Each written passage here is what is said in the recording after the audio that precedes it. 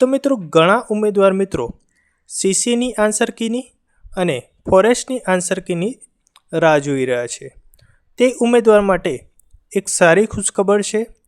ખુશખબર જાણ્યા પહેલાં મિત્રો તમે આપણી ચેનલમાં નવા હો તો ચેનલને સબસ્ક્રાઈબ કરવાનું ભૂલતા નહીં, કારણ કે આ જ પ્રકારની અપડેટ અને માહિતી આપણે અહીંયા મૂકતા રહીએ છીએ.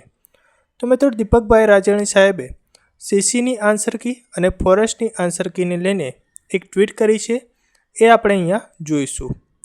તો મિત્રો દીપકભાઈ રાજાણી સાહેબે જે રીતે ટ્વીટ કર્યું છે તે પ્રમાણે આપણે જોઈએ તો બીટગાર્ડની ફાઇનલ આન્સર કી તારીખ 15મી જુલાઈ સુધી આવી શકે છે. ત્યારબાદ જાહેર થશે પરિણામ.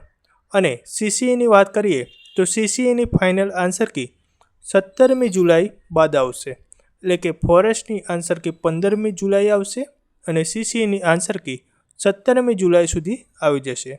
તો મિત્રો તમને આપણી આ જાણકારી ગમી હોય તો વિડીયોને લાઇક કરી દેજો અને આપણી આ ચેનલમાં નવા હો તો ચેનલને સબસ્ક્રાઈબ કરવાનું ભૂલતા નહીં, કારણ કે આ જ પ્રકારની અપડેટ અને માહિતી આપણે અહીંયા મૂકતા રહીએ છીએ.